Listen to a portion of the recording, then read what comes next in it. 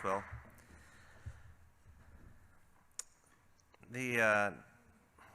Point this way. Okay, I've already messed it up. I'll let somebody else fix it. So the theme of my presentation today is really the shift from the last several years where we've been talking about authorizing new authorities, getting new tools in the toolbox for both tribes and the neighbors of tribes, whether it's Forest Service or BLM, and now we're shifting into implementation of those authorities. I'm not a great PowerPoint creator, so I just threw in a bunch of entertaining images just to visualize some of this stuff. That's a guy resting on his laurels after accomplishing something great, and we have. The last several years, both with Phil's leadership and Vern's, we've done a lot of great work in Washington, D.C., creating new authorities, telling our story, really having tribes and tribal forestry present in these larger discussions about forest management and wildfire.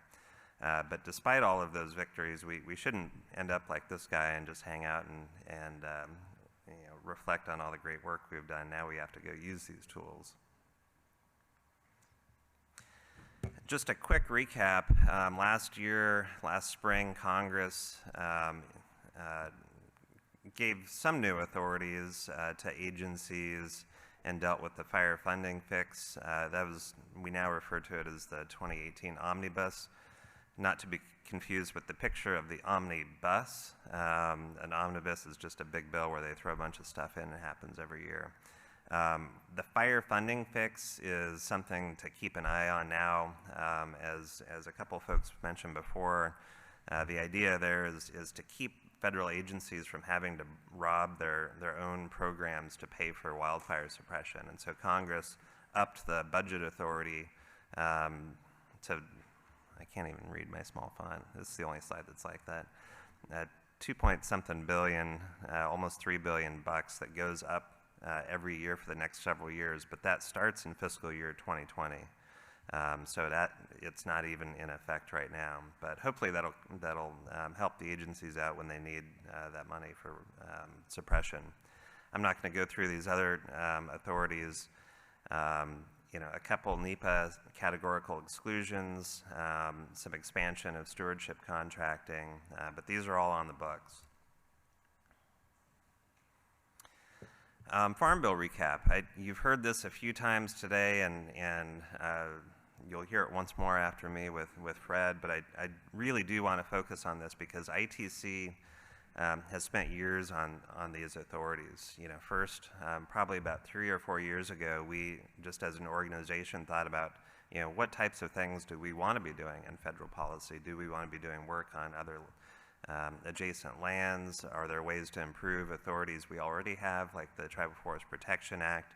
And so we developed legislative proposals and drafted language and implemented a strategy on the Hill to advocate for these and get people on both ends of the political spectrum comfortable with it. And you can see the picture of our farm team here, our Farm Bill team. And that picture, we had some tough meetings. We got some pretty tough questions about what we were seeking on the 638 authority and other things, and we answered them, and ultimately we prevailed with broad bipartisan support. So for the 638 authority, as has been mentioned, that gives the Forest Service the opportunity to work with tribes in this new contracting, with a new contracting mechanism that's new to the Forest Service. ITC and the Forest Service are working together to help get this on the ground, and I know Fred will talk a little more about it. It's a whole new world, and so I think there's a lot of creative ways that we can allow it to happen. But ultimately, it's up to each individual tribe to work with their local forests and figure out how this works for you. All we can do is kind of set the templates and the general direction, but like TFPA, it is up to the tribes to make this a success. One other thing before I switch the slide here, I want to note that there were a lot of folks in different sectors of the forestry world that were trying to get things into the Farm Bill. There was the whole Westerman bill, which had, broad, sweeping new authorities for BLM and Forest Service, for fuels reduction and CEs. None of that happened. These tribal authorities are pretty much the only public lands forestry provisions that made it into the Farm Bill, and there's something worth noting about that. That is not me. That is Barry Manilow. You may be wondering, why is there a picture of Barry Manilow on a Farm Bill slide? Because whenever I think of when I hear the phrase good neighbor, I think of the State Farm commercials. Like a good neighbor, State Farm is there. And Barry Manilow wrote that. I just want to share that with you. So you will always think that. So the other big Farm Bill authority is the expansion of Good Neighbor Authority. For several years now, states have had this ability to work with the Forest Service to effectively, contract out projects, fuels projects on Forest Service land. It's been very successful in multiple western states, primarily Idaho, Montana. Oregon's getting into it a little bit more. And so we wanted to add tribes into that, and for the last couple of years we've been angling for the right time. The Farm Bill was the right time. So in this Farm Bill, Congress added tribes and counties to have that same ability that states have to do this kind of contracting work on Forest Service land, and the Forest Service has existing templates for all of this. It's like I said, it's an existing program. The problem is that when Congress wrote the language, it kind of messed it up a little bit. It didn't mean to, but it did. And I include the language here. So the Farm Bill clarified that in Good Neighbor projects, if there's commercial value coming out of the trees removed in a project, that can be retained and kind of plowed into future projects and that type of thing, which really makes the program work. And when they added tribes to this authority, they didn't add the word tribe. They included tribe in the definition of governor. So whenever it says governor, it really means states and tribes, which they thought was an easier way of adding governor, tribe, county at every time it's mentioned in the statute. The problem is later in the statute they refer to governor of a state, and some attorneys at the U.S. Department of Agriculture feel that was meant to exclude tribes. Therefore, tribes are not able to have the same receipt retention that states have. As the ITC's lobbyist, I'm working on this. Hopefully we can convince USDA to change their mind. If not, we'll have to get some type of technical fix to this, since it is a fundamental part of that program that pays for projects. Also, as was mentioned, is the Indian Biomass Demo Program, which was part of the Indian Tribal Energy Development and Self-Determination Act of 2017. What's interesting is that bill, though called the Act of 2017, was actually enacted at the end of 2018, and they forgot to change any of the dates. It was actually written in, I think, 2016. And so it's a 5-year program that we're already 2 years into, but it hasn't even started. So we've kind of lobbed off a couple of years of it. That being said, this is a great opportunity for tribes to work with Forest Service BLM to source biomass from those lands for tribal biomass projects, which can include biofuel, heat, electricity generation, so on and so forth.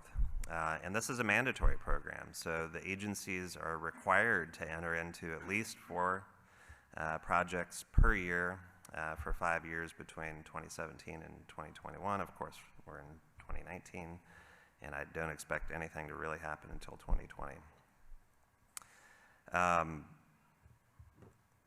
So maybe we can get the dates changed and give us a little more time on that. The action shot here is when we were up at the Forest Service talking about some things. Keep that picture in your mind, because it's the same place that that picture was taken. So I just wanted to mention that, particularly in the last few weeks, the Forest Service has been doing a really great job at drawing public attention to the scope of wildfire issues on public land. The chief has been out there, talking about 1 billion acres at risk, and really, getting folks to realize that this is a serious issue, and it has to be attacked with a large scope and scale.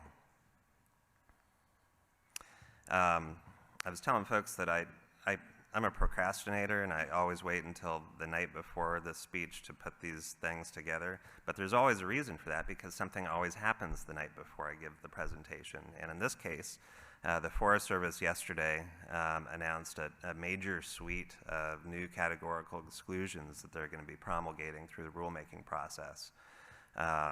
30-something, I think, of them. I didn't even have time to get through all of them.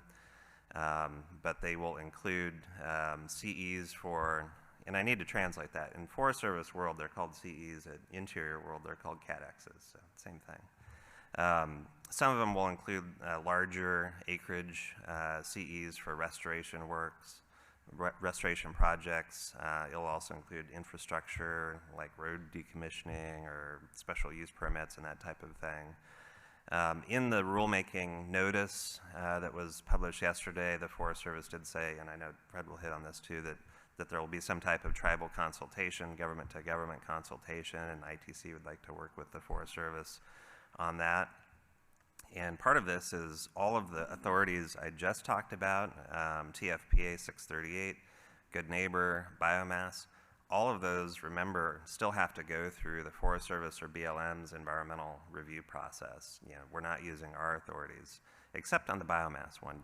It does say that you can use tribal forest management plans to the extent practicable. But with everything else, we're using their rules on their land, and so tribes and the ITC really need to take a look at these CEs through the lens of how could these CEs help us implement those authorities on federal land.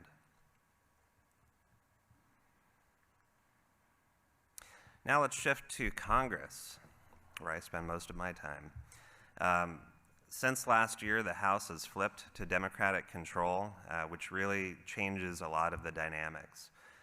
So we're going to see a shift from an aggressive discussion about mechanical treatment and removal of wood from forests to different things, more talk about wilderness areas and protections on public lands. You're also going to see a lot more oversight, particularly of the Department of Interior. The picture here is now Secretary David Bernhardt testifying before the House Natural Resources Committee. The arrows behind him are pointing to 2 people who are wearing swamp creature masks. This is something that is plaguing the Interior Secretary. These guys follow him everywhere. They go to all of his hearings because they're saying he's a swamp creature, he's a former lobbyist, so on and so forth. I don't think he finds it funny, but it's just kind of a running joke on the Hill at this point. That being said, the oversight is something very serious, and there's a lot of tension, I would say, between the Democratic House and the Interior Department on a number of issues, and that's just going to have to play itself out the way these things do. And I'll get into a couple of those issues in the next slide. With the Democratic House, you're also going to see more discussion about climate change. You saw 0 of that in a Republican-controlled House. And so that means we're going to be talking about some of our issues from a different perspective, and maybe less talk about active forest management. We already got all those authorities. Now we're going to talk about the role of maybe reforestation in carbon sequestration, or the role of fire in carbon emissions and those types of things. So we just kind of have to know our audience. It's the same issues. We have the same intentions of stewardship of the land, just talking about it from a different perspective. Within the House Natural Resources Committee, you've got a newly named subcommittee. It used to be the Subcommittee on Indian and Alaska Native Affairs. Now it is called the Subcommittee on Indigenous People of the United States. There's not even an acronym that works for that. The subcommittee so far is focusing on very different issues than the Republican-controlled one did. One example is a quote-unquote clean fix to the Carcieri decision, which would allow all tribes to be able to place land into trust whether or not they were under federal jurisdiction in 1934. A lot of focus on righting past wrongs, historic wrongs that were perpetrated against Indian people. One such example, Warm Springs in Oregon, has a fraudulent 1865 treaty that even at the time the government thought was a fraud, and so the subcommittee is going back to look at nullifying that. Things like that. The bottom right picture is Deb Holland, new congresswoman from New Mexico, one of 2 Native women in Congress. She is now the vice chair of the entire Natural Resources Committee as a freshman. Very unusual, great thing for her and for the committee. She's on the Subcommittee on Indigenous People of the United States. She's also the chair of the Forest, Parks, and Wildlife Subcommittee. So a lot of our forestry issues that are going to come up there will be with her holding the gavel, which is great. Now to the upper chamber, the Senate. I'm just going to blow through some of this. A lot of bills moving through the Indian Affairs Committee, and they're doing great work. Energy and Natural Resources, where Jeff Rupert is today, they're focusing on fire, and Finance has some tax issues totally unrelated to us. In the picture you can see me. Sometimes I pop up in these. No mask, no swamp creature mask. Legislatively, there's a lot. Like I said, the focus is changing a lot more towards reforestation, carbon emissions, biofuel, biomass, those types of things. And ITC is part of all of these discussions. All of these senators who are writing these bills are coming to us saying, what's the tribal perspective? How do we make sure this works for tribes? Approps, Matt covered that. You know, we've gone up in recent years and we'll continue working to hold that. Reorg, I think I'll just close on that. What reorg? I don't know. The Interior Department said BIA is exempt from it, but somehow the entire Office of Trust Services got moved to Albuquerque. Indian Affairs Division maybe next. We don't really know what's going on there. All we know is that there's a lot of lights off in the BIA part of the Interior Department in Washington, D.C. And just to conclude, all of these issues from a public policy standpoint, get galvanized around human tragedy and the impact of wildfire to real people. Last year, with the Paradise Fire in California, you see President Trump and the incoming governor of California walking through that and talking about those things.